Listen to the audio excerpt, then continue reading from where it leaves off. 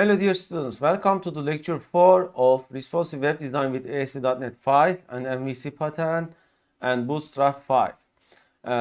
Today we will continue from where we have left. Today's topic is partial views. I will copy and paste our previous project and continue from that one. As you know, all of this code is available on our GitHub repository. Okay, lecture 4. Okay, let's open it. Meanwhile, we can start reading partial views.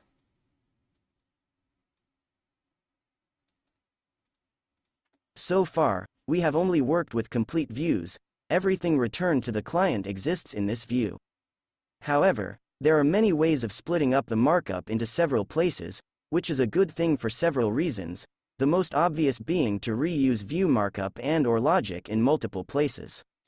Okay, for example, there are several objects in this page that never changes. Which are they? For example, this menu bar, or this part, or the footer.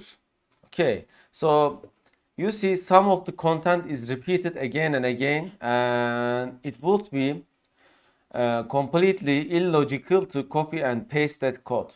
Okay, so the partial views may be used for that.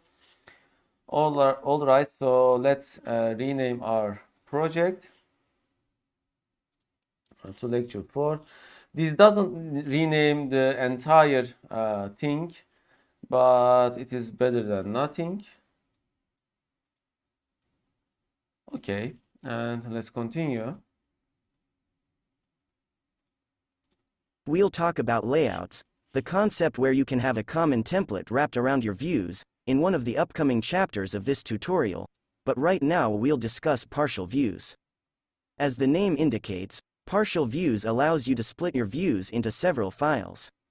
Why would you want to do that? The most obvious reason is of course that you can take a part of a view and separate it into a partial view, allowing you to reuse this specific part in other views as you want to. So for instance, if you have a login form on your page, you can put this into a partial view and insert it wherever you would like for a login form to appear, across multiple pages. As an added benefit, you are making the original view less cluttered, by breaking it up into smaller components. I am sure that you have seen examples of these, such as when you click login, a pop-up window appears, and from there you can log in, or you can open the login page on another new page as well. Currently, I don't have any example that I remember, right? But it is very common in many of the websites today. So partial view would be a good example in this case. Now that you know what a partial view is, let's talk about how you can add one to your project and then use it in your views. Okay, adding a partial view. Partial views in ASP.NET MVC usually follow these conventions. Okay, so which conventions they are following? Let's see them. They are located in the same folder as the view using it, or if multiple views are using it, the most common situation, they should be placed in a shared folder inside of your views folder. Its file name usually starts with an underscore, simply to indicate that this is not a regular, full view. Okay, so first we add a shared folder under our views here.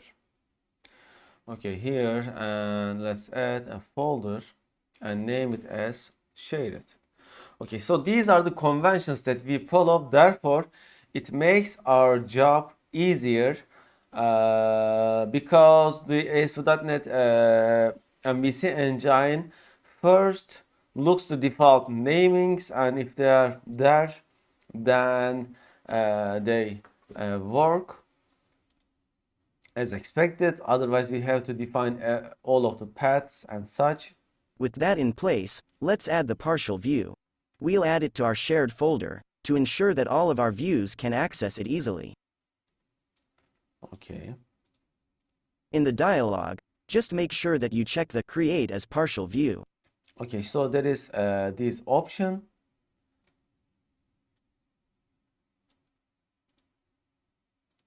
Visual Studio will now create a new empty view for you, which you can put markup and razor code into just like with a regular view. For instance, I put the following into my partial view. Okay, so let's add a partial view into our shaded folder.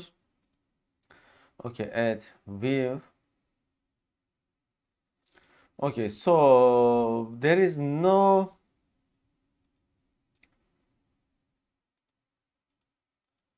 option to set it as partial, I believe. Browser page view, browser page view. And maybe it is named here, partial view. Let's look for it. No. Okay, then let's just add it. Browser page view empty, and I will name it as greeting CHTML. Yeah, add it.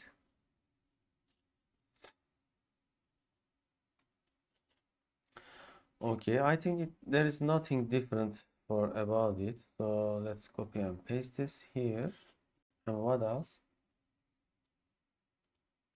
Now let's try referencing it from one of our views, e.g. one you created when we discussed regular views earlier in this tutorial. We'll use one of the methods of the HTML helper object found in the MVC framework called partial async. Okay, so it basically uses this syntax, and since we have added that view under the shaded folder under the views folder, we have followed the convention. Therefore, this should work right away, I believe. So I will edit this code into our other views. So for example, let's edit to our home index under body. Okay, so it will await. By the way, it has broken my previous code. Okay. It will await HTML partial asynchronous. Okay. So await means that it won't continue to code until this code is parsed, even though it is asynchronous. Okay. And is this name greeting? Yeah. Okay, we have added it under home index, and I will edit under product index as well. So let's edit here. And we have test dynamic. Okay, I think this is enough. So let's run our application to see.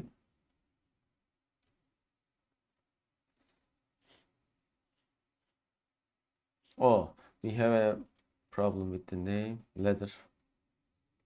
Okay, so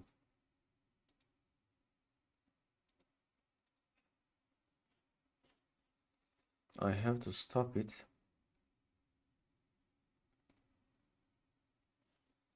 Okay, this is product index. Okay, let's stop it, and this is home index. So to get their calling URL, we can see. So the product index is just index. Yeah, it should work. I mean the home index, and product index is can be called with details. Okay, so home index and product details are our URLs to call, because you see this is the action results and this returns the index view. Okay. If you watched the previous lecture, you will remember it. Over the time, we will get used to this syntax, and it will become much more easier. So this is equal to home index. Oh, it wasn't equal, so default was different. We had changed it. Okay, so our partial view is parsed, and we can also check which part of the page is parsed at which moment. whether it is awaited or not. How can we do that? We can add some code to wait perhaps, but I'm not sure how can we do that. Yeah, maybe add some loop that will take a lot of time into our partial view. Okay, let's do it. So let's add some server-side code, and let's say it should max, and let's define a string. I don't know, this may take forever as well. We will see. So each time when this code runs, it will allocate a string. Therefore, it is a pretty CPU intensive work. I hope that it won't crash my application.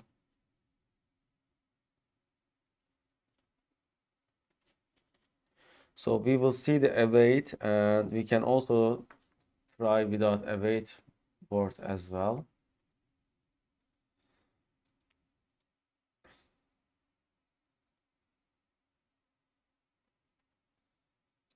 Okay, wow, it was fast. It was really fast. So I can't see the time. I think I will just use system thread waiting.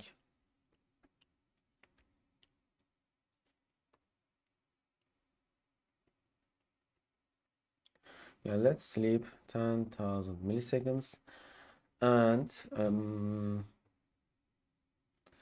yeah, let's run it.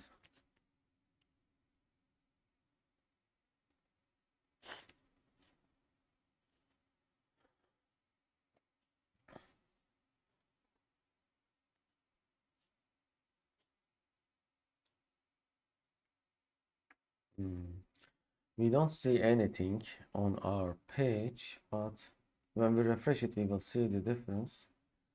I don't know if it is 10 seconds waiting or the application. Okay, when we refresh, yeah, we wait 10 seconds. So this is the product CSHTML, yeah. So it is working as expected, and index CSHTML here. Okay. What am I going to do is, I wonder if we can call it right like this.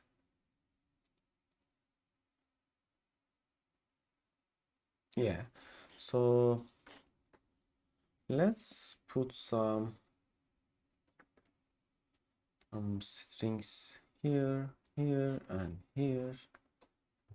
Let's say before calling greeting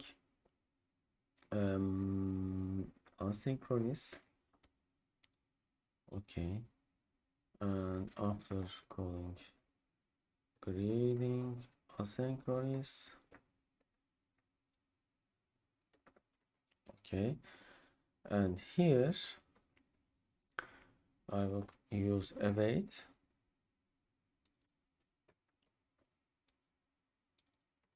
Okay, now we can, I think, see the timings.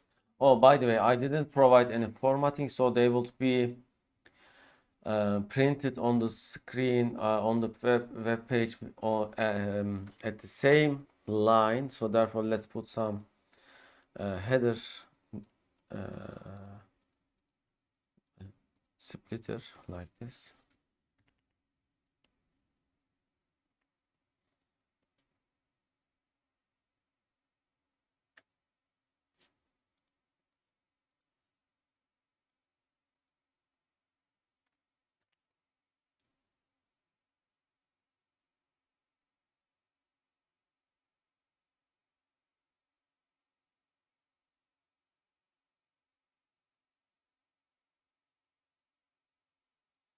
Okay, still we don't see anything on the screen.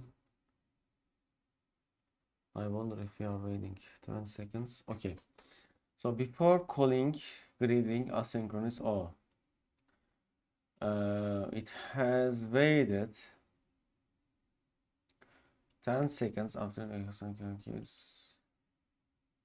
yeah, each time waited 10 seconds, so we have failed to call it asynchronous. So ASP.NET MVC call page asynchronous.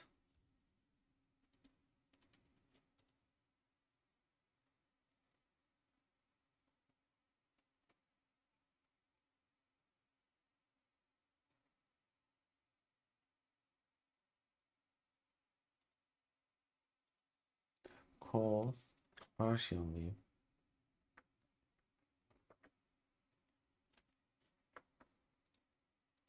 You see, you have to put the words in the correct way to find what you are looking. Yeah, I think this is a good one. Okay, so there is HTML partial.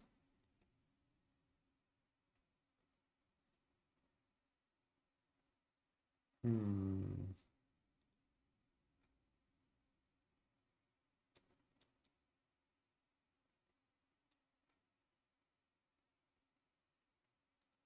Yeah, I think HTML partial should be the solution.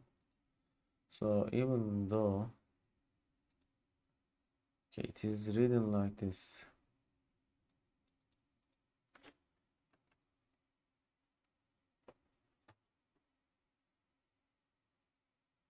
Okay, what is the difference? Partial and partial asynchronous. Okay, it's written, okay.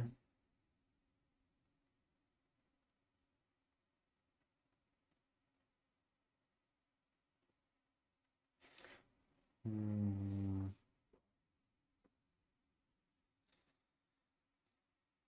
No, this is not the font I want.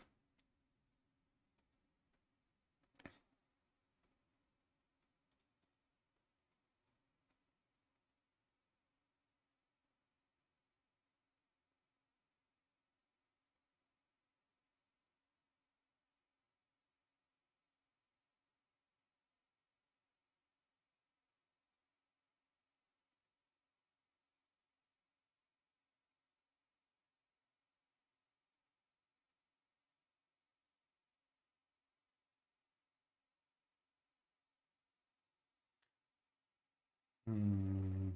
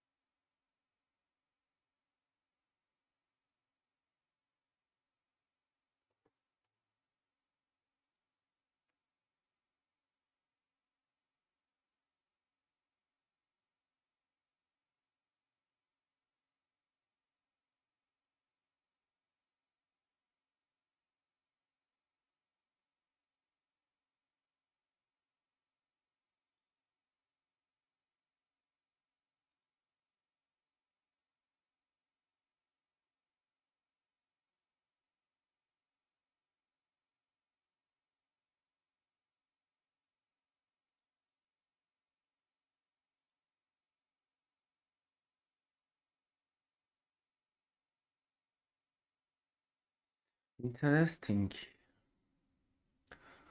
This should asynchronously parse, but it doesn't do that.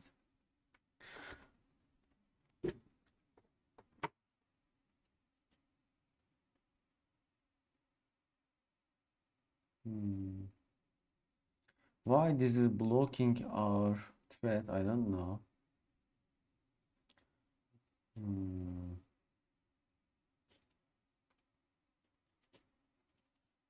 Let's make this 3 seconds. Interesting, really interesting.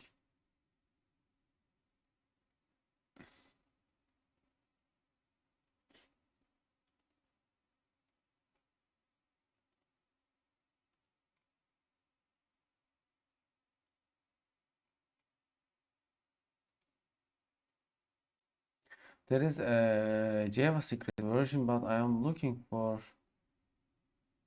this version.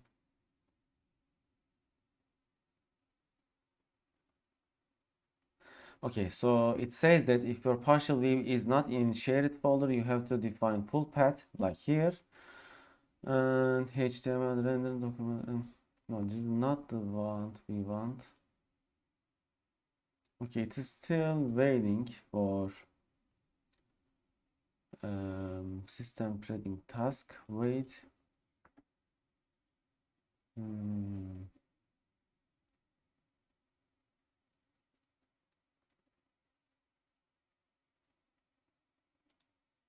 it also parses like this, interestingly. Why?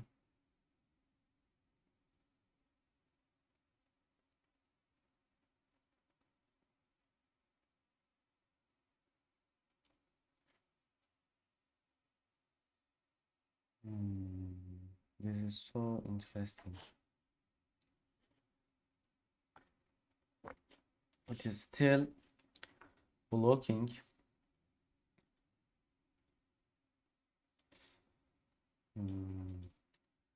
This normally shouldn't block our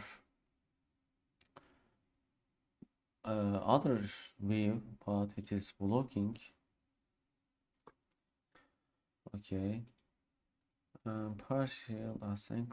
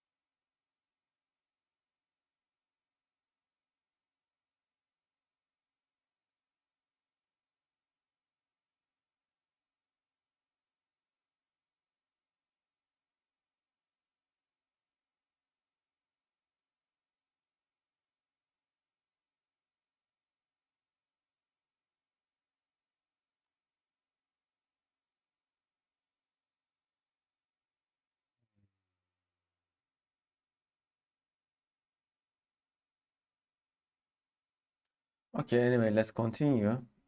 This is not our key issue right now. We are working about partial views. Don't worry about the await keyword at this point. It relates to the asynchronous nature of the partial async method, but it's a bit beyond the scope of this tutorial. But it is not working as asynchronous. I don't know, maybe it is because we are doing a thread slip here and it is let's say sleeping the entire thread. So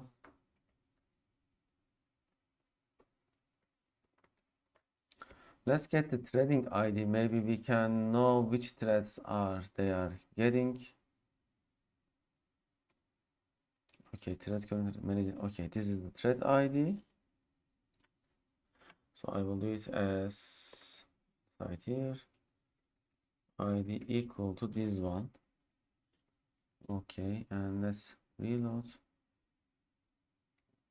Oh, by the way, I also have to write the.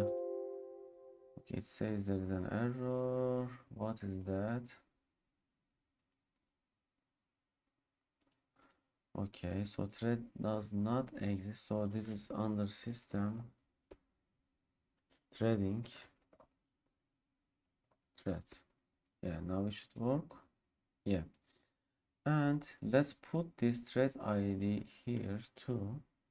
Now we can know if they are in the same thread, then our asynchronous method is not working is expected because they have to be running in different threads. Okay, so thread ID 9. Yeah, they are running in the same thread. Okay.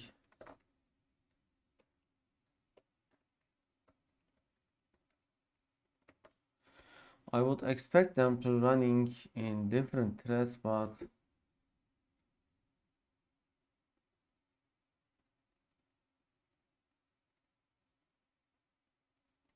mm, yeah, the only way looks like we have to spawn a new thread. Okay, so I have an idea. Since they are running in the same thread, what we are going to do is simply we will do this task factory start new task. Okay, and here under the new task we will write this, and after when you wonder okay, it says that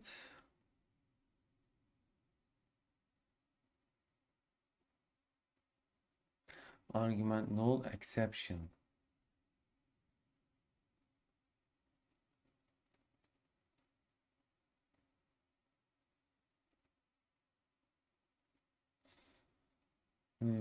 I see. So in the looks like in the view we are not able to start a new task.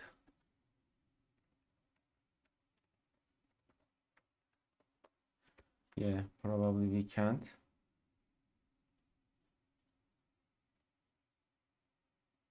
Yeah, you have to use await keyword, I suppose. So what I'm going to do is I will add a controller for greeting CSHTML and I will call it. So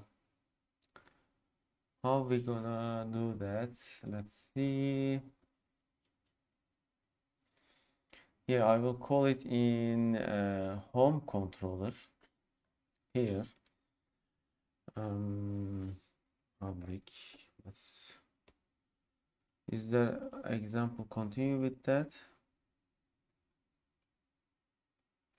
No. I think we should be able to call it here. So let's call it as partial. Wait. And it will return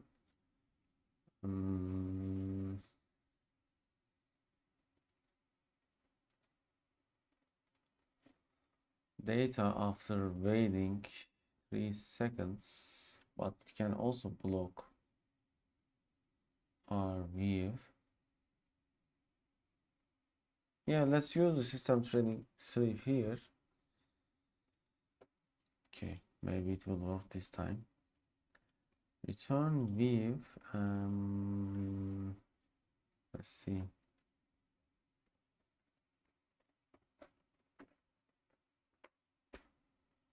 Okay.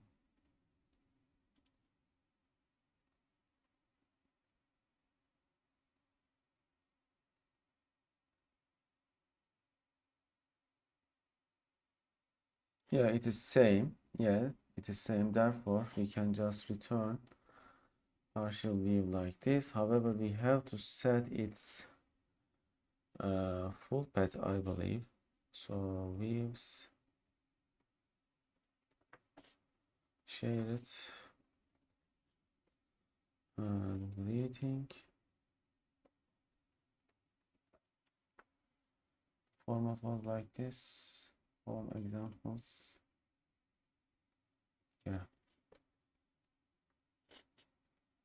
It is under shared, yeah, and before doing that,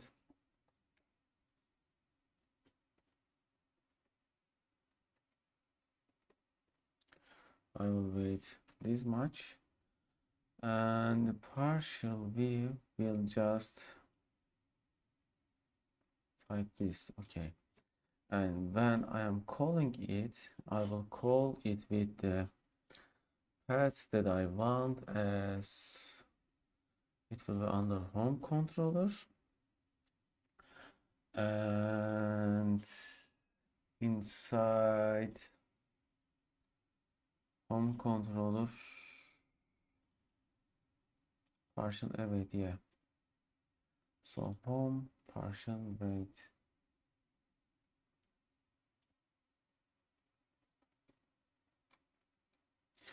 Yeah, let's put it here as well.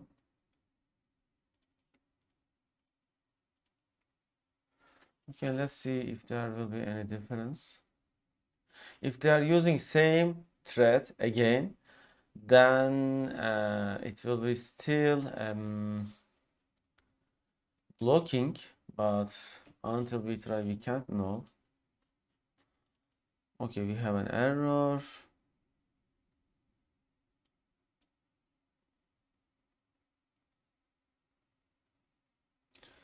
Okay, product index HTML. It says that home partial await is not found. Why is that?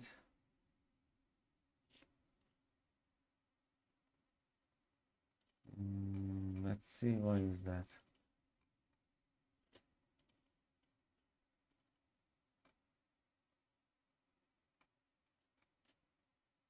Until we get used to it, it is taking some time. And it's under the home controller. The action is partial wait. Okay, so let's try this first and see if it is working. On partial wait. Yeah, it is waiting, and then says the view shared is not found. Share it greeting.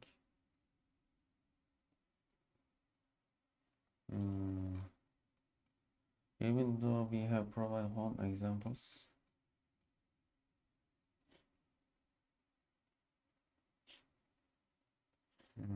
Interesting.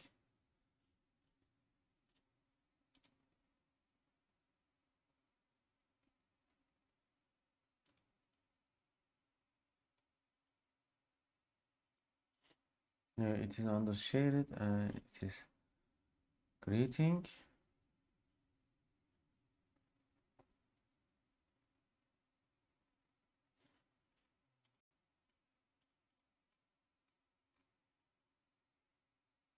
Oh, I see. We have to provide views folder as well. So let's retry.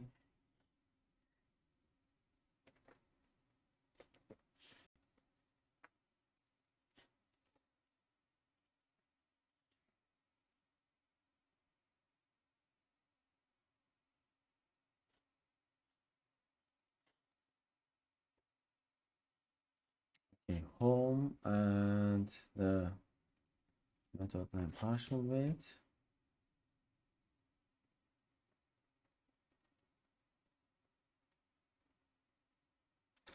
Interesting. The view, it is there though. Views shared greeting. Yeah, it is there. What is the mistake? Error. Views shared greeting. Do we need to provide? Oh, I see. We have to provide CSHTML as well. Yeah, that is why. I see. I see the reason. When we provide custom convention, as you can see, we have to provide full path, otherwise it won't work.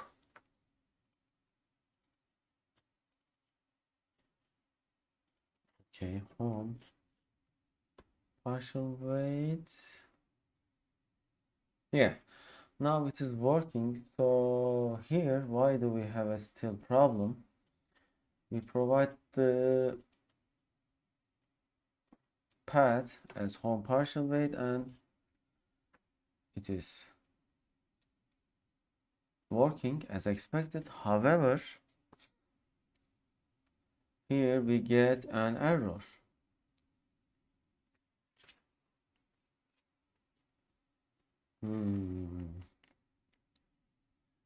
Maybe we also have to, yeah, we are typing the path correctly, maybe like this. Okay, let's try it this way.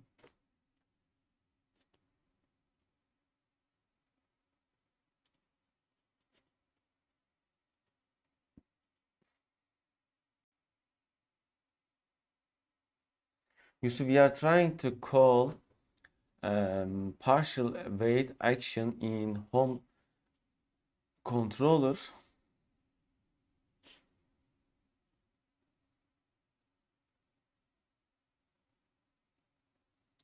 The partial with home portion.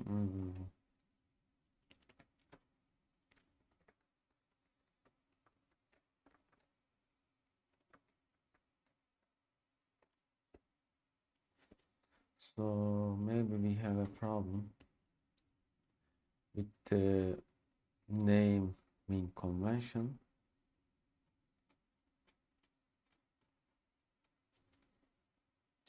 Okay, so here, oh, I see. So partial view is different than action result. So that is why we have a problem perhaps. Then when calling it, they have just called it with this way. But if I want to call it as employee under home, how do I give it a name? Okay, HTML action, yeah, this is our error. So here we have to use action. Okay, string link text action name controller name.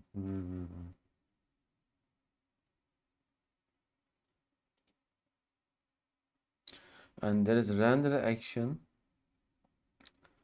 Okay, and then document ready loading.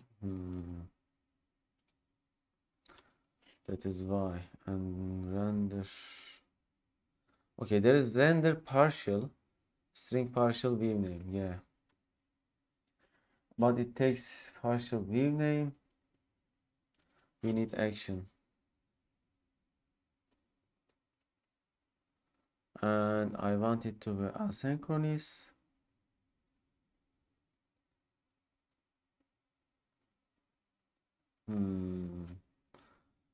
Action link.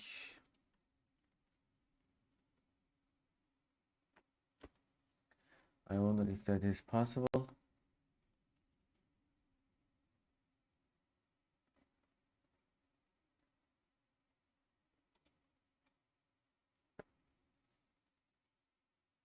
Okay, I will just use HTML partial, and this time it will work because we will just provide the partial view name. Anyway, we got the idea, so I will just continue. Let's use render partial. And render partial asynchronous. I wonder if there will be any difference.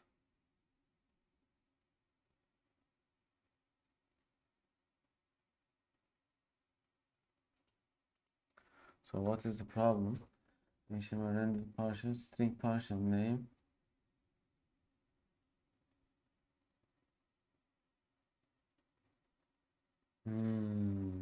It is expecting yeah,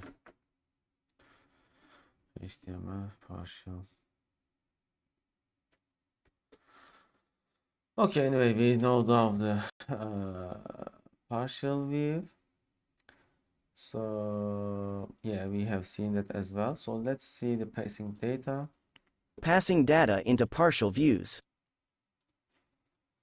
Since a partial view is basically just a regular view, you have the same options if you need access to data in your partial view. You can use a strongly typed model, e.g. the same model used in the parent view, or custom data through a ViewData dictionary instance or even a combination of both. Since these mechanisms are the same for regular views and partial views, I won't go into details about it here, but instead dig deeper into the subject in our article on passing data into views. I will leave you with a cool little example of how all of this can be done with the partial async method though. It's based on a pretty common scenario, where your partial view contains the markup needed to render an object multiple times inside your view. We can do this by calling the partial async method inside of a loop, and we can use a ViewData dictionary instance to pass in the index of the current iteration.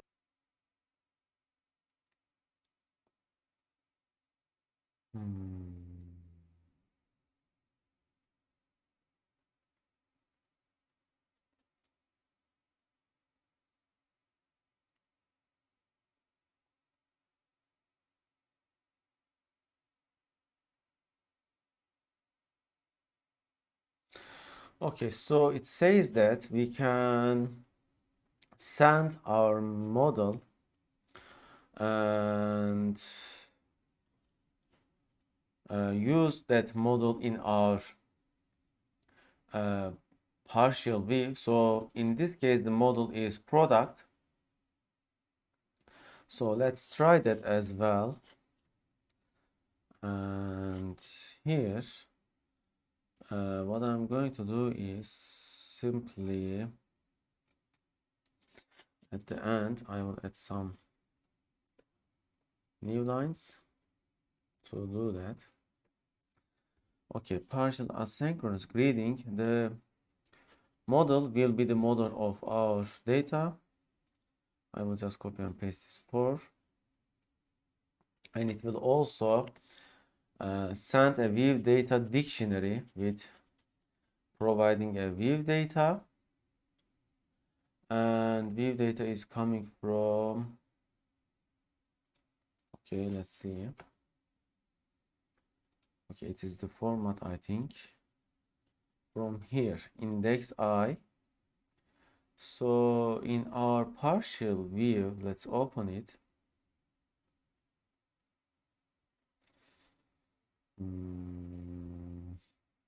Here, I think I will do some checks if that data is passed or not.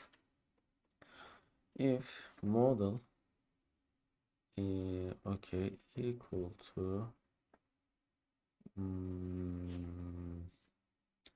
let's see, picture one models dot product.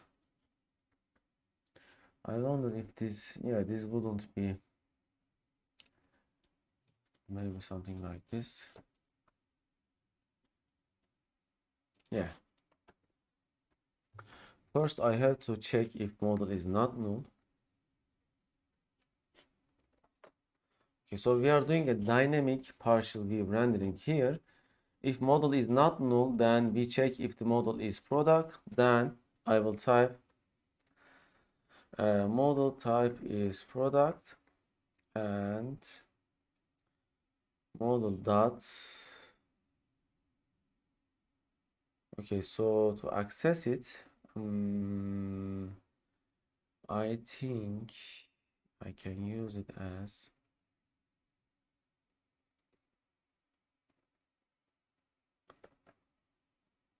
interesting. Why? Maybe I can do something like this. Equal to model as lecture 1 models product. Okay, and then I think I can access its, yeah, you see, first I check that whether the model is null or not. If model is provided, then I check that if that model is product type, then I get the model as product type with as keyword, and you see we have is keyword. Then I can with IntelliSense access it and say product price equal to this. Okay, I can also do another cool thing. So the cool thing is Okay, ViewData.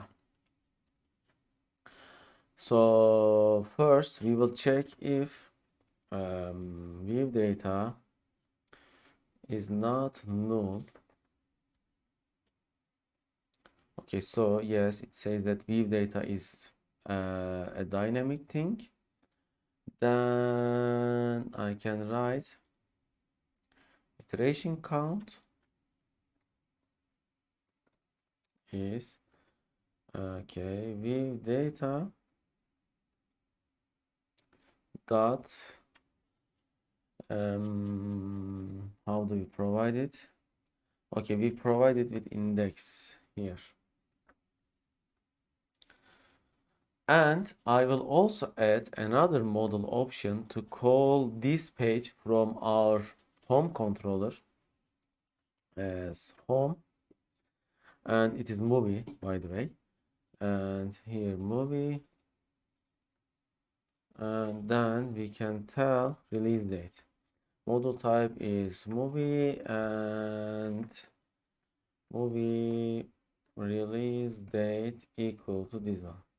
Okay, so first let's test this with our product, and then I will test it with our home movie controller.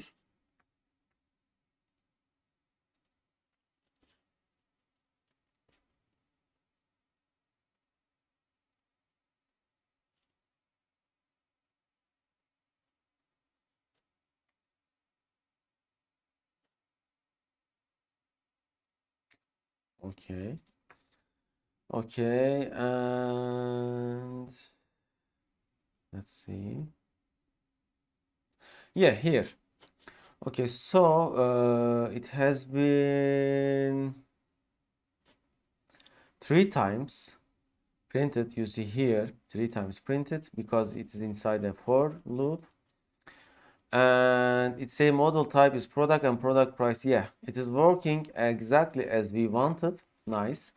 Now we will test this in our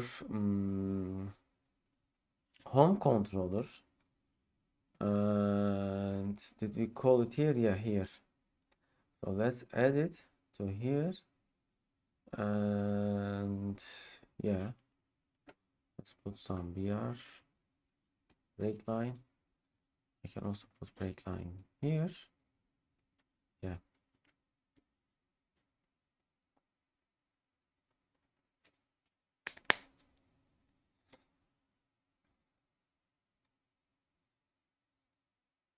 Okay.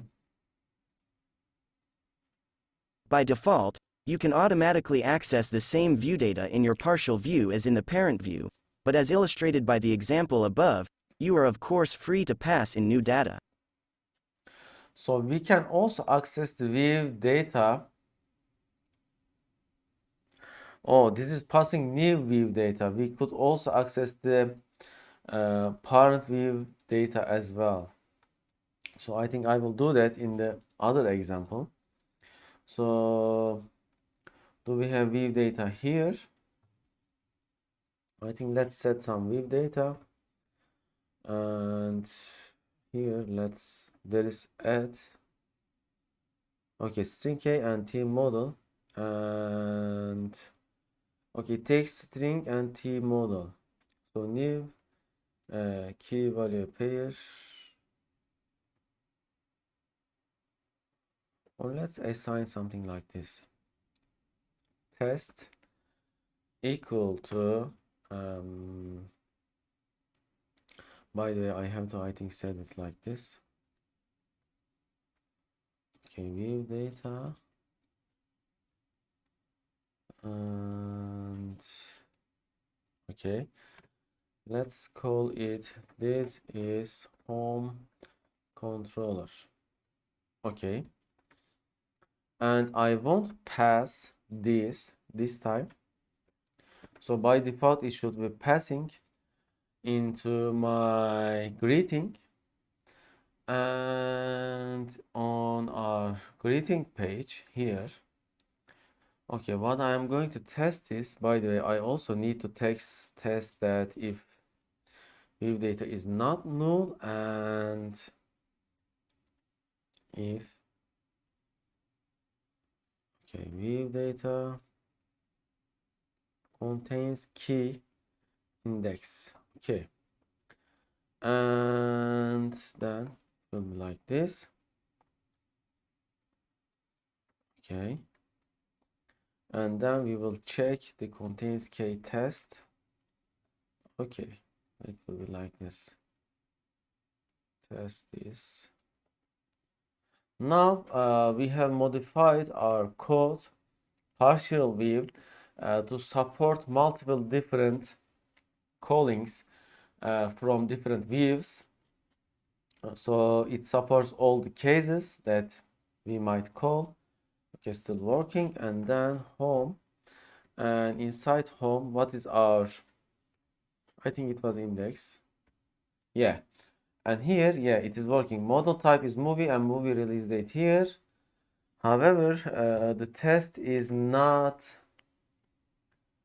printed. So the view data is not passed into our model by default.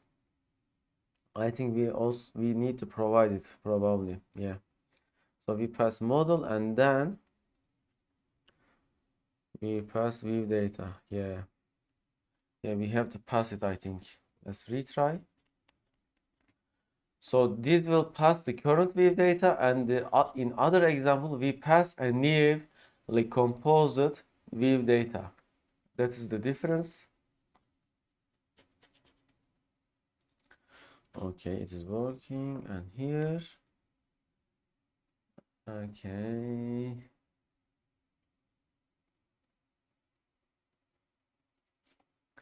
Yeah, still not working. Why do you think? We assigned something here, and oh, I see, because we didn't. So therefore our previous test also failed. First we try without passing the view data, then try with passing view data.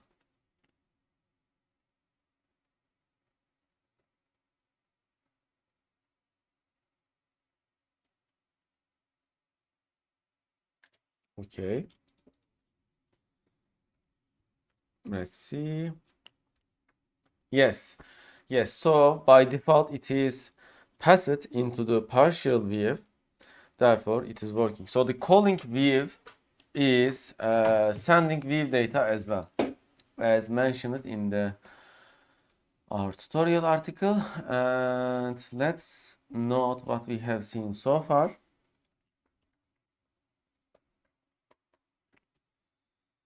Okay, in lecture 4, okay, what are partial views in s.mvc? Okay. How to partial views with default conventional path or with full path. How to pass data into partial views. Okay, how to access calling views model or view data in the called partial view. Okay, let's call this as parent views. And what else we have seen? We couldn't show a good example of await or non-await, non-asynchronous example so far, but I will check that to illustrate it. Okay, how to use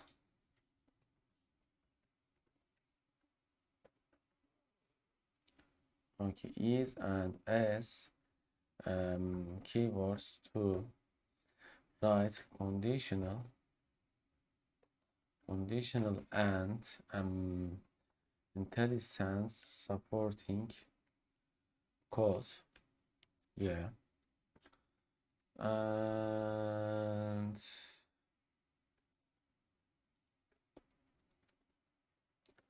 how to access and set elements of ViewData.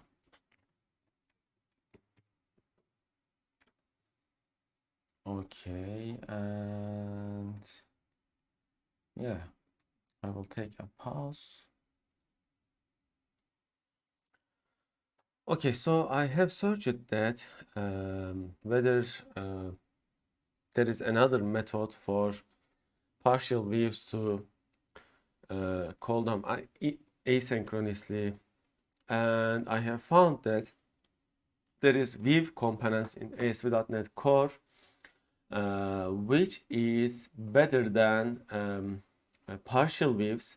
It is also being used for almost same aim, and now I will show you how to use partial view component instead of a partial view. View components are also following a, let's say, path convention. So we compose a folder under shared, because as I said, they are being used for same aim. However, they are better than partial view. Okay, so components here, and inside that component we generate our component folder. Let's name it as delete parts. Okay, so here delete parts. Okay, and then now we will add a view to call. By default, the view name is default, by the way. Okay, so but let's add a custom view to name it. I will call it as parse CSHTML. Okay. Okay, so this will be our view, and inside this view we will write a code like, let me show you here. Okay, so inside this view we are going to add a class. I think it is being added under the same folder. Let's see, or it may not be. Have to. Yeah, I think we don't have to edit under the same folder, but let me check it first.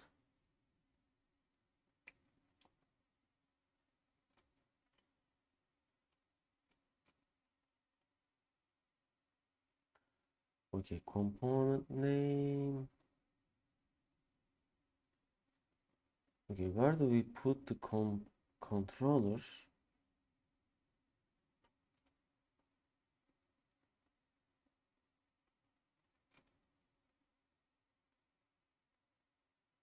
I think we will add the controller as previously, but I'm not sure.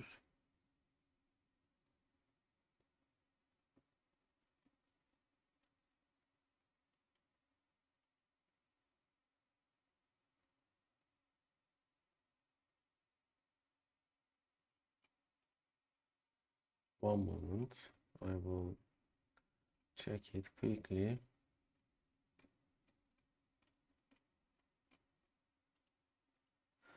Yeah, let's try to add our controller. as in controller folder. So I will name the controller as,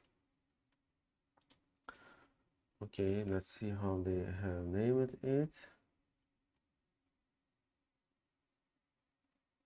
It is just a regular class, not a controller, by the way. So do we have a classes? Yeah, we have models, unconventional. Yes, so let's add classes folder. Okay, add folder, classes.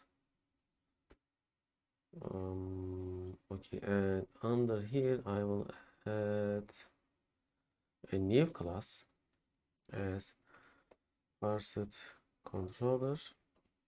Okay, and we can give, okay, this one inherits component, ViewComponent, and to be able to inherit it we have to add ASP.NET MVC core here. Okay, then it have to has this method. Okay, it has to have public asynchronous task ViewComponent result and invoke asynchronous, and then we can return a view with the view name. Our view name is, okay, okay, delayed parse. However, now it was looking for components. Yeah,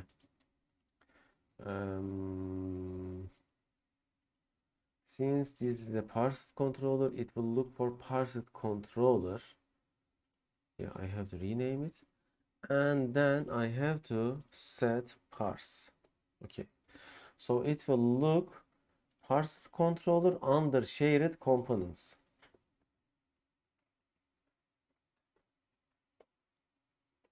Leaves shared components, parsed controller, and default, but instead of default we will provide the view name.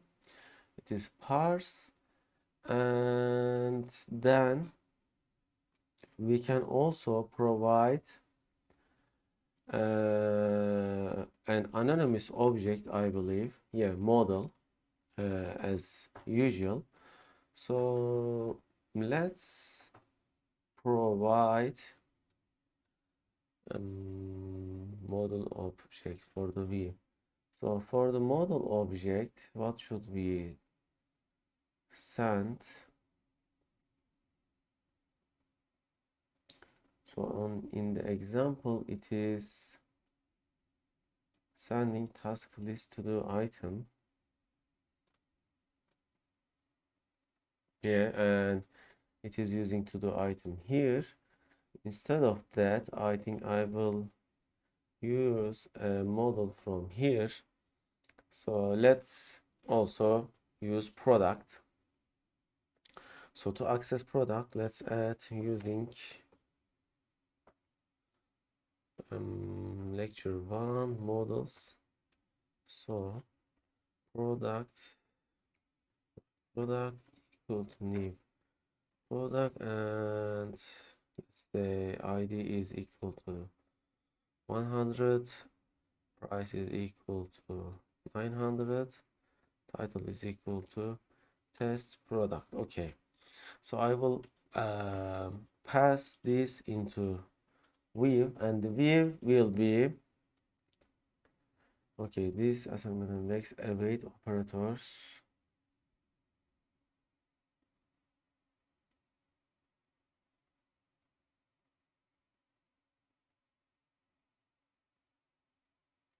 Okay, so this is awaitable, and yeah, I won't use it, and I think this is the syntax. Let me check.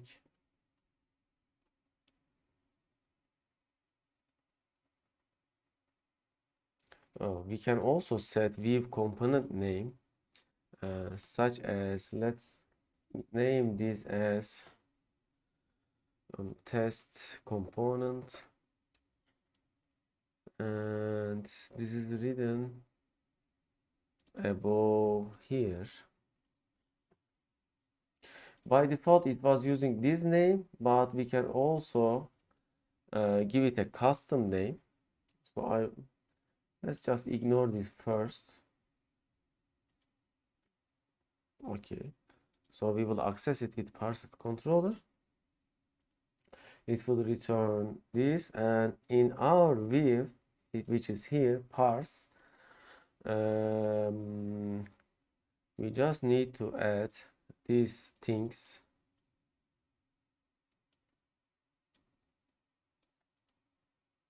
Or let's see.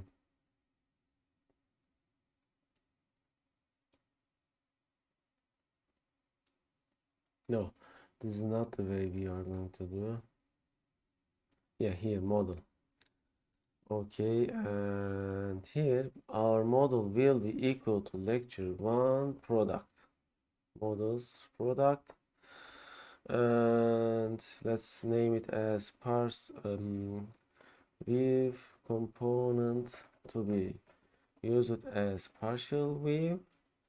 And here we can directly write id, and let's say unordered list. So id will be the or product id, and let's say product price. Okay, this is not important. Product price. Okay, and I will call this partial view in my, let's say, product index HTML, but we have some. Okay, let's use it in test dynamic, I think. So how we gonna call it? To call it, we are going to call it something like this. Await component invoke. I won't use await. I want it to be asynchronous. So the name will be, okay, say priority list does not exist. So let's check it out. So first we provide string name. So our string name is parsed controller. However, if we want to use name of, then what I need to do is I need to add,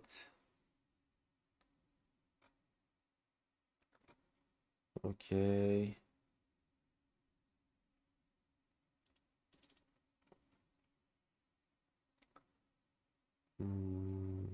using statement, and to using statement, it has to be added something like this.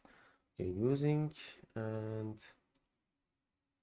it use view component sample view components models view components, yeah.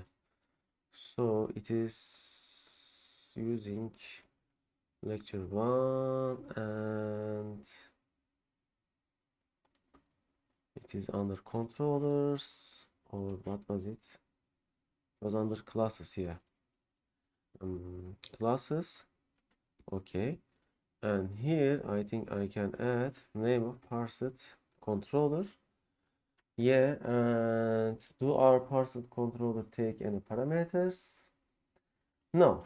However, we can also set some constructor to provide parameters, I believe. Okay, something like this, and let's say private int ir product id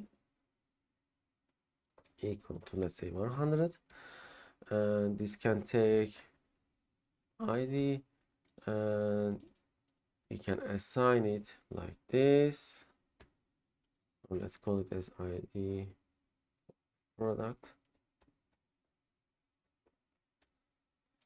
and then we can assign the id here. Okay, and when I call it, I will now IntelliSense should show me, but it doesn't show me. Okay. Why? Let's see. So I say T model arguments. Arguments with T model. So this is about product model, not calling our controller. I see. I wonder if we can pass parameters to our controller. I mean the class. Yeah. Yeah, it should be possible. How? Let's see. I see. So we provide it here, not in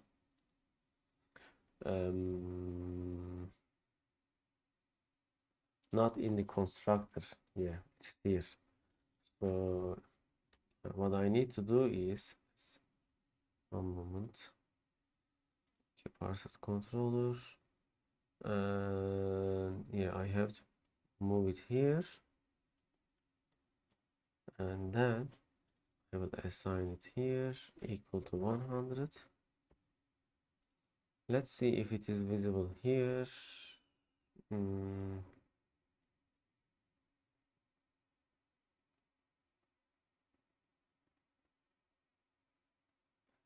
Anonymous types equal to 321. Okay, it looks like we have to provide it manually. So where do we call test dynamic? It is called with, let's check our controller for product. Okay, test dynamic is here, dynamic. Yeah. Let's see if it is working. Component emote accent group parset controller. And here, by the way, this name is not very appropriate, but let's see. I think we should rename this. Yeah, I think I will make this as test component, and I will change it here. Now it should, yeah, now visible, and inside here it is test dynamic. Okay.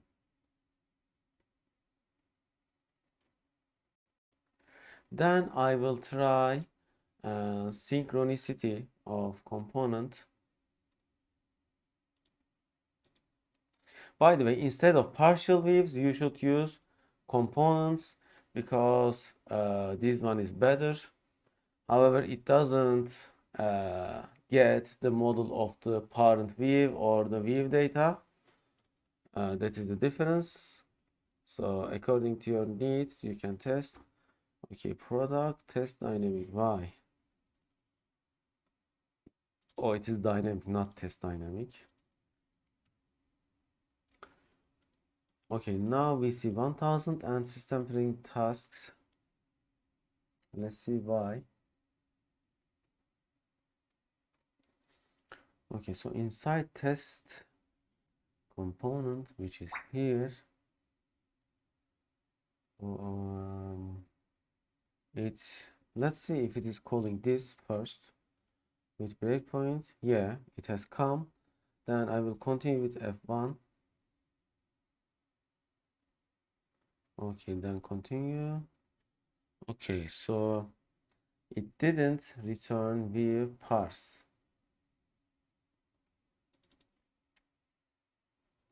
Why? Why is that?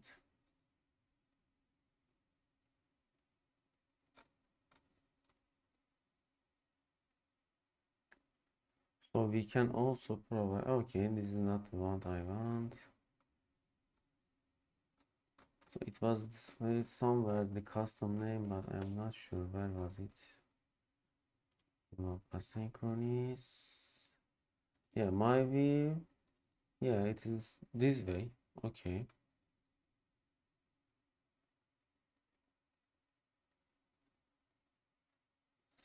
So it should look with shared components pure relative list. Why?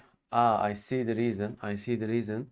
Since we have changed our component name here, we also need to change it here. You see how it is using naming convention. And now let's retry.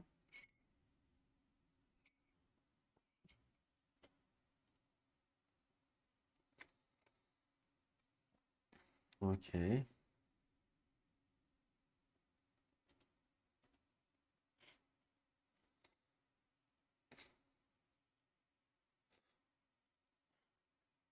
Product dynamic. Okay. Still, it is not calling our view.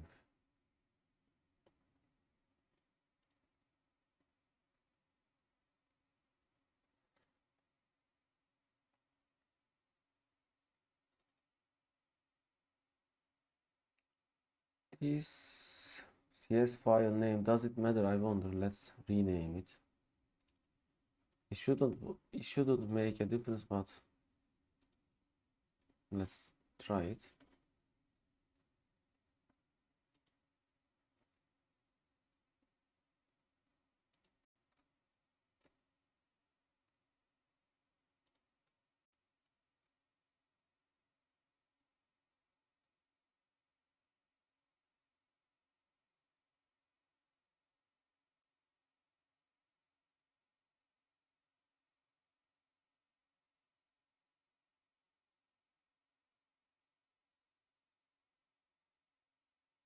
Hmm.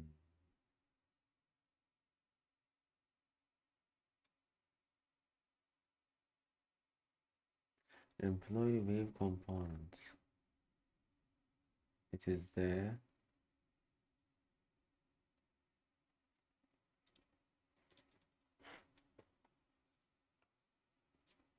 I see.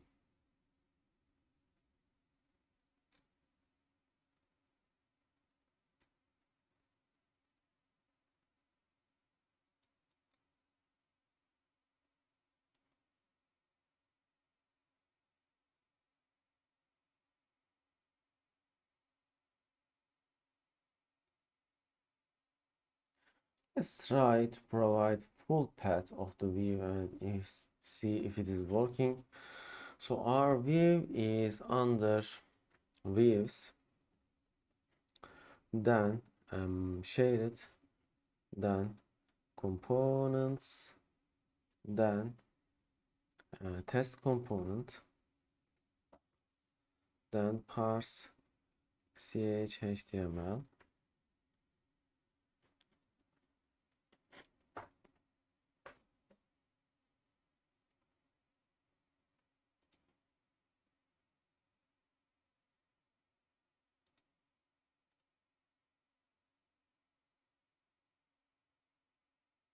Oh, I have a naming error here. Yeah.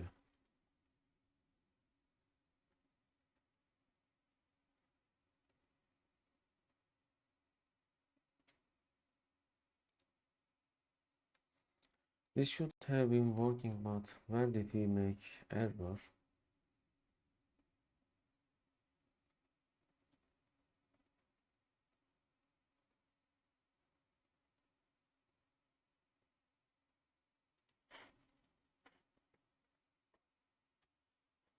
Okay, it is not working. Why? Task IV component result. We are doing exactly as it is here.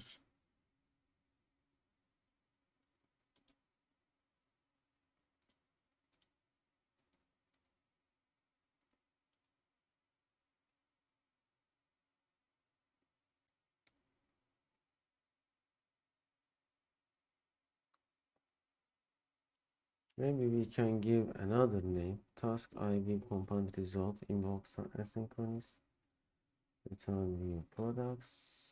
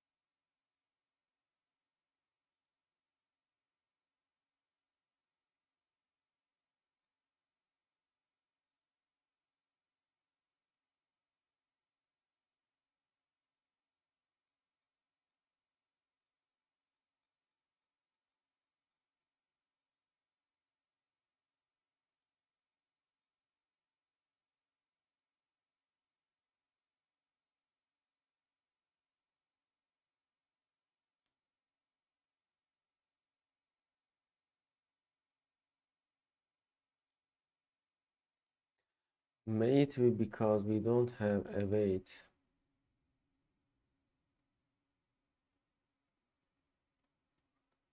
Let's see. Let's call it with await here. I wonder if that is the reason. But if that is the reason, how then we are going to call them asynchronously?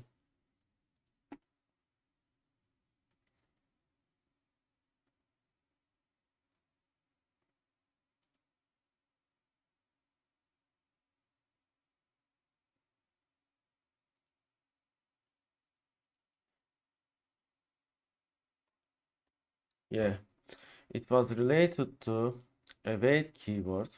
So I think we also don't need to provide full path. Okay, so I will just give the name. I think our naming convention is true. Let's rerun to see. Oh, I made a mistake. But yeah, it looks like it is not working asynchronously.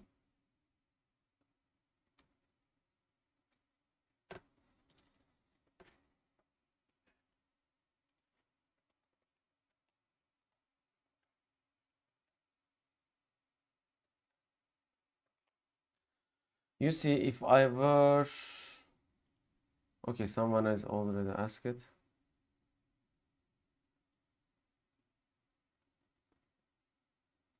Okay, it says server-side async is not client-side async. I see. Okay, so it looks like our only way on client side for asynchronity is using ajax, nothing else. Yeah, now it is also working. So this is our only way. It looks like we have to use ajax call to asynchronously load our data. On the client side, there is no asynchronity. You have to use on here, you have to use ajax call to uh, reach that data, and in that case we would have to call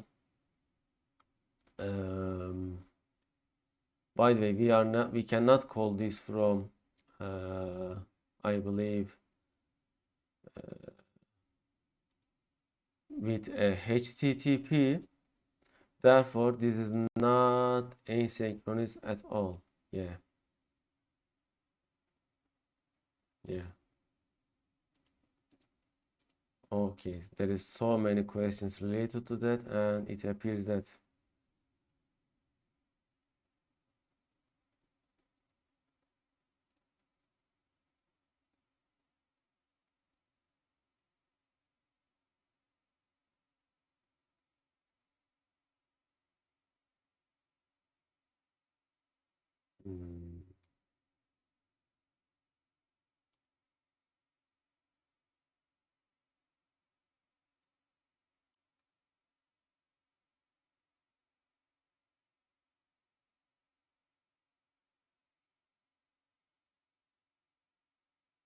mm, I see. So at the client side, there is no asynchronity for ViewComponent, and I wonder if we can access call ViewComponent from Jquery. Yeah, let's see if it is possible.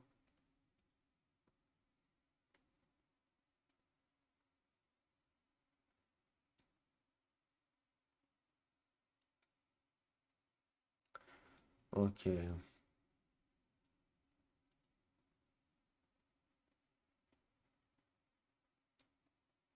So the controller is like this, yes, and view is like this.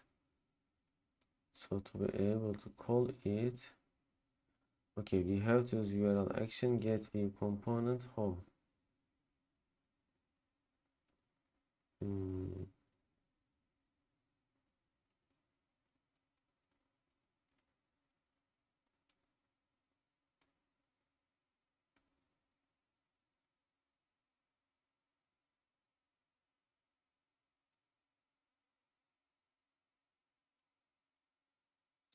Okay, so we have to use URL action, and it looks like we are able to access it with this. Let's see it if we can access it. This is the action result. Okay, so we have to write an action to get the same page.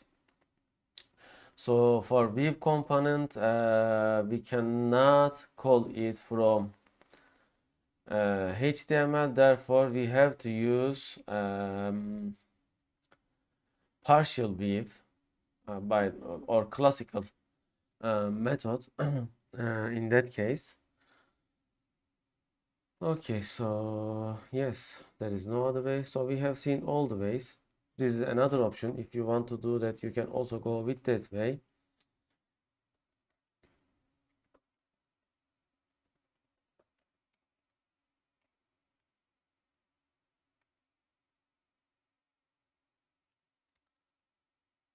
Okay, I think we have C.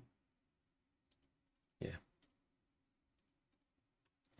So if you want asynchronicity, then you have to write action result in a controller. And I wonder if we can write this in here. Let's see. So maybe we can do it. So return ViewComponent, not of course. Oh, we can call ViewComponent here. So I think we will return this.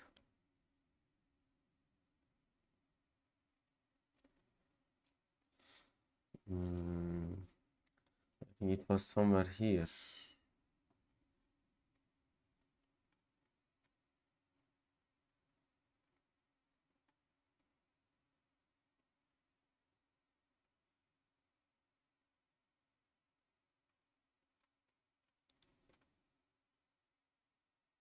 Okay, let's see.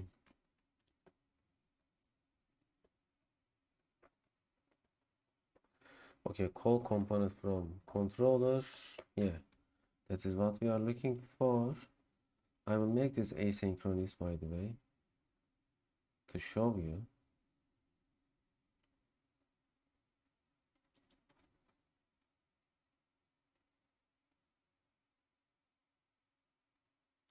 Yeah, it is like this. Okay, so what we need to do is in the, for example, in the product test dynamic controller, which is here, product controller, I am going to write, okay, this one returns this, and yeah, if I want to directly call it, I need to write another code into product controller. I will write it. So this will return view component, and I will write the component name, which is test component, and then this one is getting ID as in here. Okay, so I will write it same, and it will be same. By the way, we have provided ID or something. ID, yeah. So when we are invoking it, I just need to provide this. Yes, so let's say, let's call this this one and equal to this. Yeah, now it should work. ID of product equal to ID, and now I can call my View component with ajax. So to be able to use ajax, I will add Jquery to my, okay, project probably. Yeah, Jquery. Let's add it to our project from manage get packages, roles, Jquery, and install.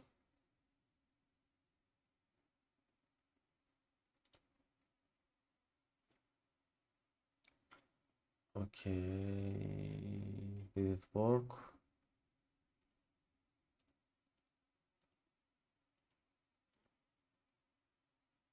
Okay, files, no.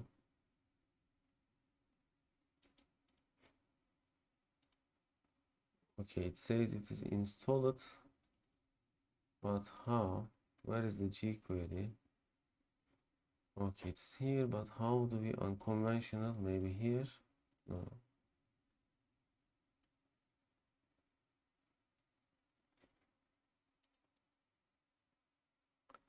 Okay, it says incompatible.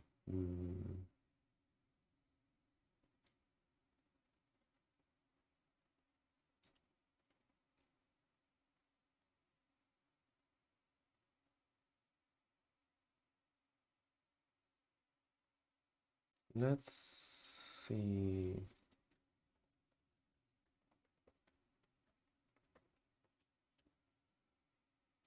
Okay, how do we use it?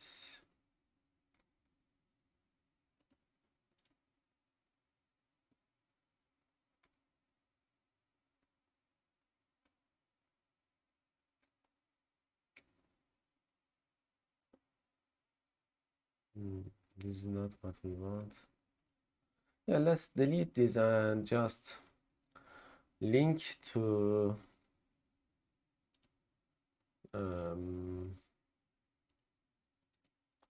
our page, jQuery static or CDN links. Okay, so let's find the jQuery CDN here, and yeah, let's see, minified here script. Okay, I will add this script into my test dynamic CSHTML. I think I can add it to I will add it to top as this.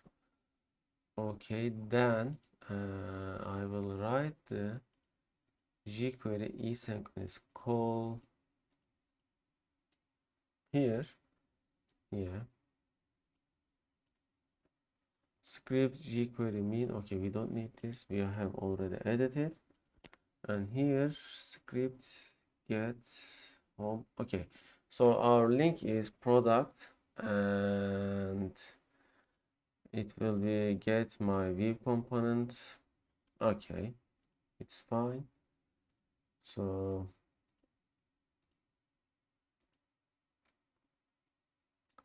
how to write it here, and function data, it says body HTML data. Oh, is this much easier? I don't know, I have never seen this method.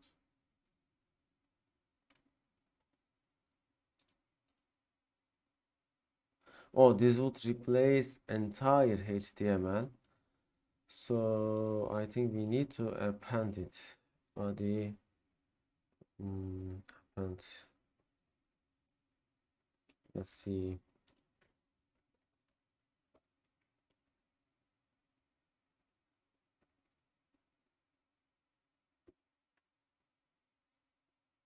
Search here.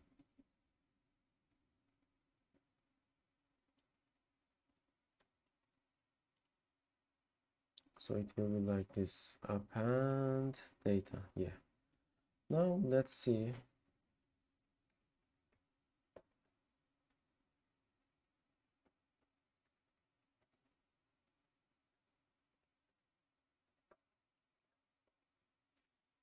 I have never seen this kind of ajax, but let's see.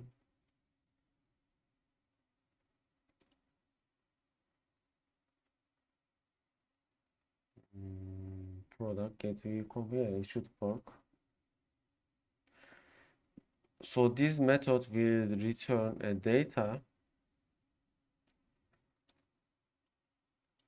Let's look for this. I have never seen jQuery. So how does it work? Load data from, okay, HTTP get, is this data, URL, success, data type, settings, is this, oh, this is equivalent to this, yeah, it is another ajax query. And let's see product dynamic. Okay, it didn't work, why? Let's see why.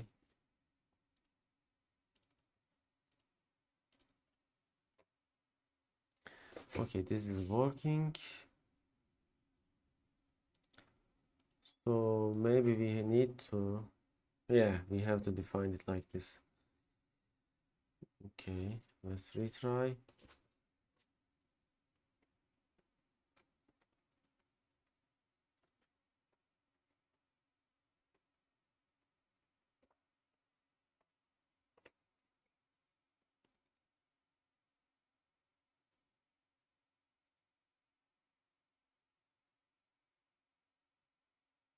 This is most complex. Okay, let's also read this. This is the quick information related to Ajax, Jquery. $Ajax is the most configurable one, where you get fine-grained control over HTTP headers and such.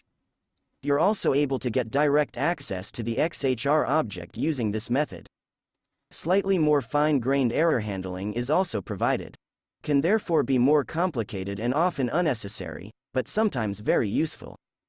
You have to deal with the returned data yourself with a callback.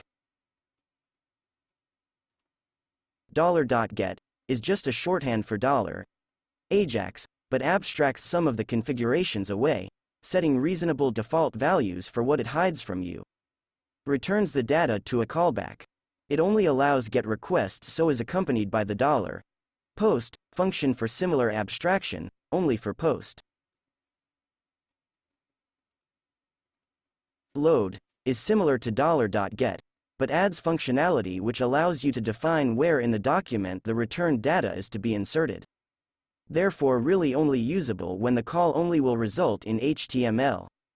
It is called slightly differently than the other, global, calls, as it is a method tied to a particular jQuery wrapped DOM element. Therefore, one would do $div wanting content, load. Okay, load is also looking much easier and better option. I will test it. Okay, it is working and it is adding to at the end of the page. So now we can see the difference of let's say asynchronous loading. So what I'm going to do is time, or let's okay, time before component asynchronous will be datetime now, and time before component load asynchronous, and time before ajax query, and time after ajax, time after ajax. And in our test component I will add a pause,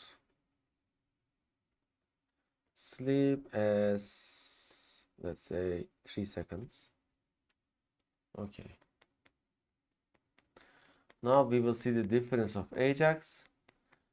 We will see immediately time before ajax and time after ajax, and then the data will be loaded. Okay, so this will not block the page rendering. This is truly asynchronous. However, these are not asynchronous. It is not possible to obtain asynchronity with writing like this server-sided Razor code. Okay, so let's try. Now we will get some delay, of course, in the loading and parsing. Okay, now in a while we will see, yes, you see now this has appeared. You see the difference?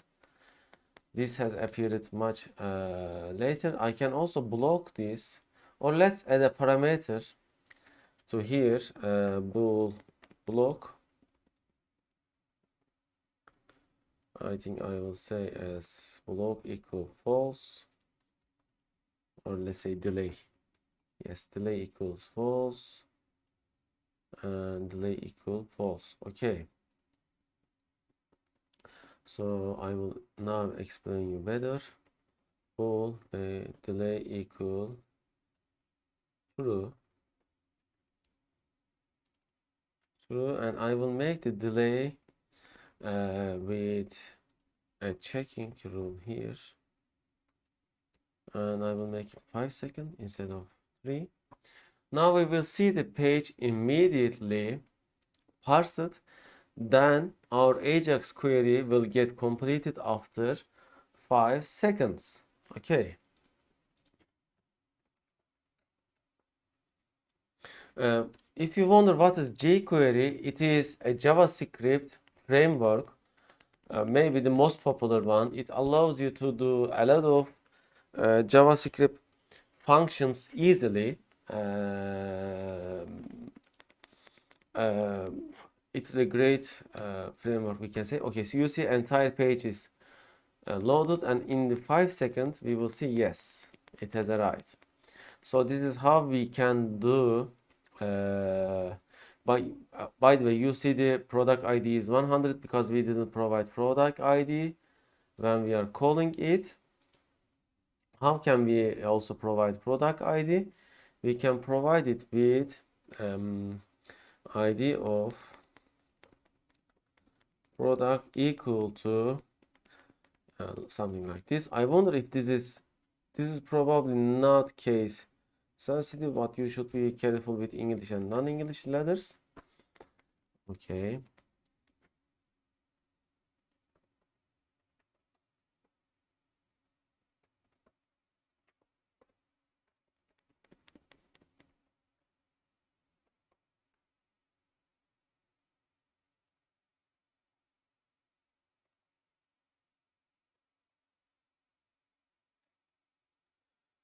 Okay. And then product dynamic. Okay, we have a problem somewhere. Okay, now let's see.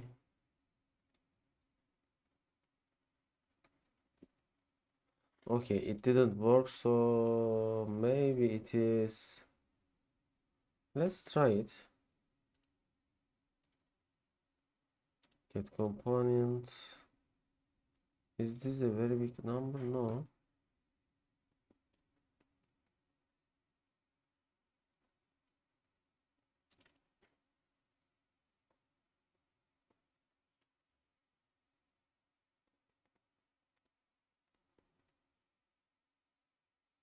ID of product. Why it is not working? Maybe it is expecting to be written like this. Let me see.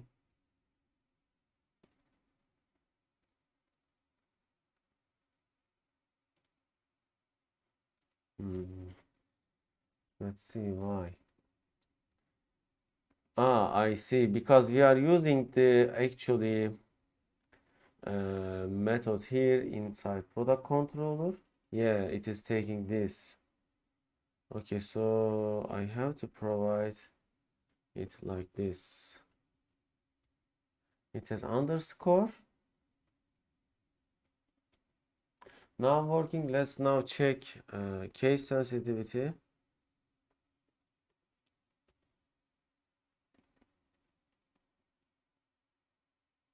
Okay, now also let's provide delay equal 0. No, delay equal false probably. Let's try. Let's make the delay equal false. No, it didn't work again.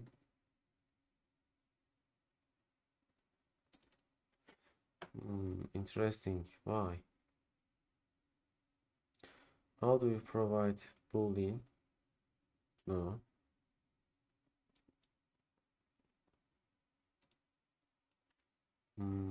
delay equals 0. It is not working either.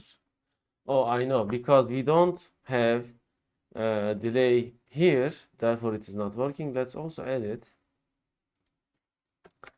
Okay, delay equal true, and if you provide it, delay equal delay. Now we can set it, and here I will set it as ideal product and delay equal false, or let's say true. Then I will call it with false. Okay, we have a problem somewhere. Yeah, it has to be boolean. Okay.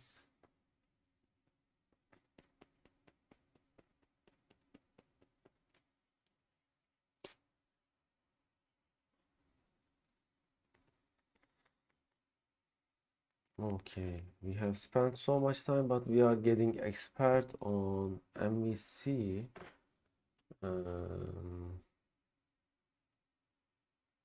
Okay, now it will take default parameters and it has a delay.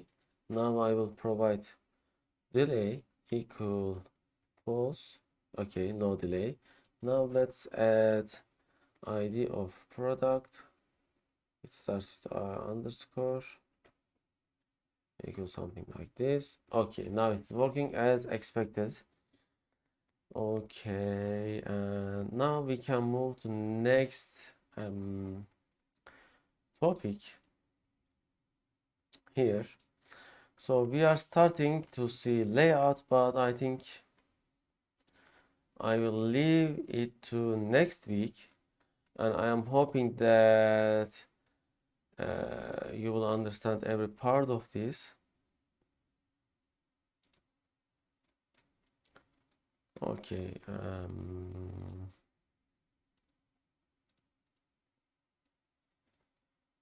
and let's add here. Last page we are left is here, and in the layout, let me check something. Yeah, I think I will start with a no, we don't need to start with a new project. We can copy and paste it.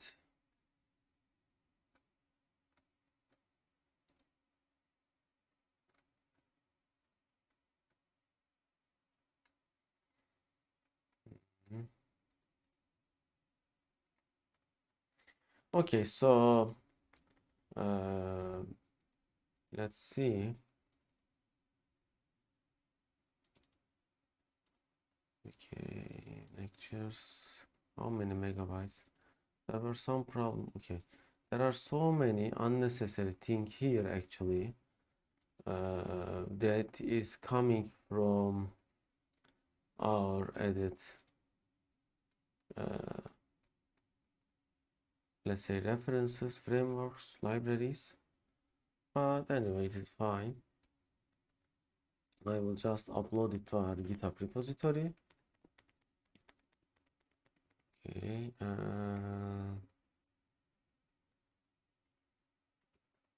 okay.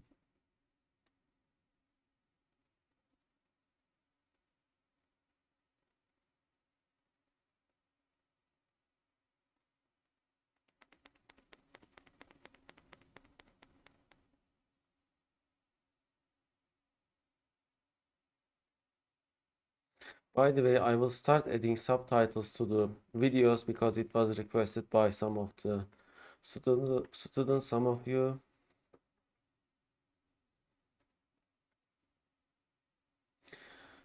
So I believe it is helping you to understand better the lecture. You can also ask me the parts that you didn't understand. It is totally fine. From our Discord, we can also talk with microphone on there, like a live session. It is fine. So feel free to ask me any questions that comes to your mind in the Discord channel. I will gladly help you there. Okay.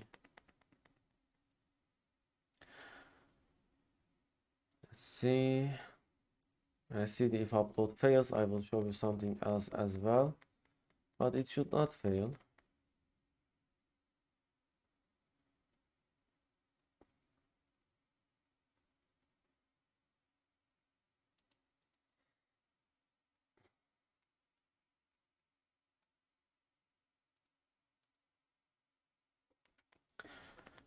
All right, let's open our SECourses.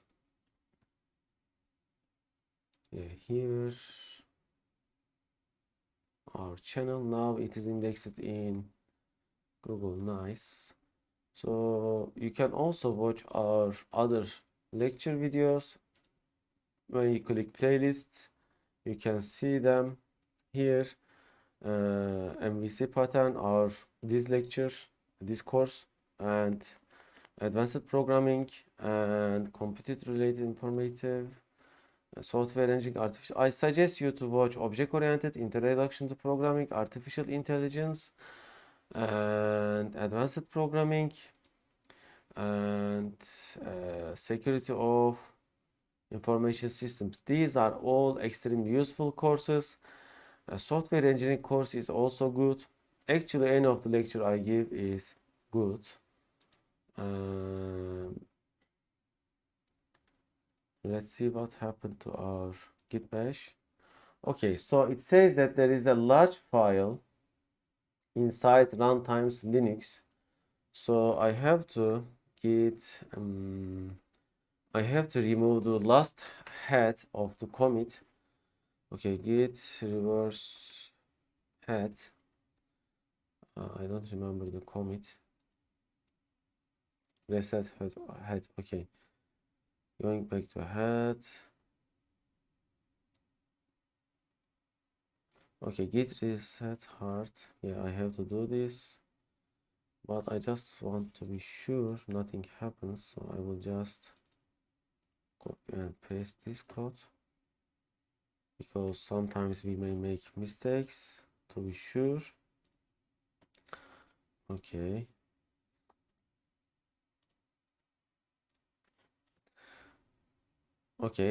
then okay, now it is back to lecture 3. I have to delete these big files. So it is under runtimes Linux debug x64. So let's open. Yeah, when I did a hard reset, as you can see, it has removed an entire code. That is why I have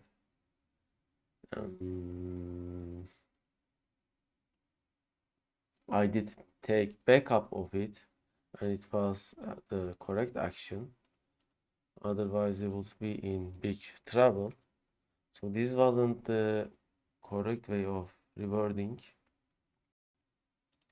But anyway, now I can delete it. Okay, hard reset versus force.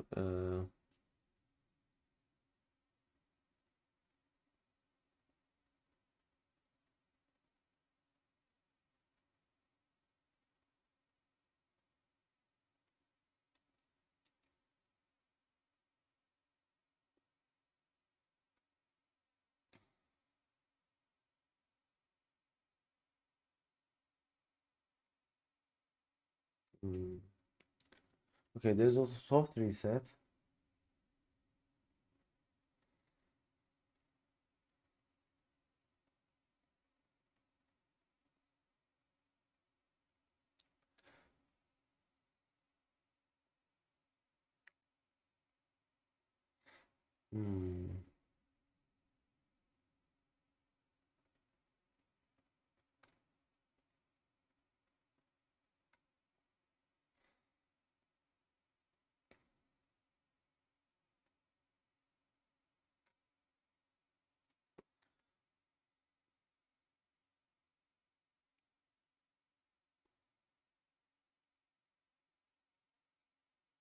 Anyway, I will just delete the runtimes, and it is here. We don't need Linux right now. And let's see if there is any bigger one. No. Okay, now it should be fine. So let's see the status. Okay, let's add all.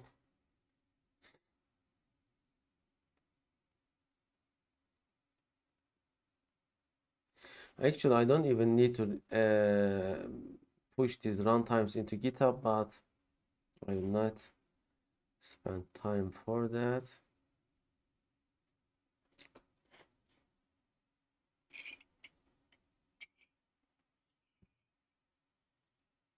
Okay, now it is pushed and it is done. Let's check our GitHub repository. Yeah, it has arrived. It is here. Yeah, everything is here. Okay, then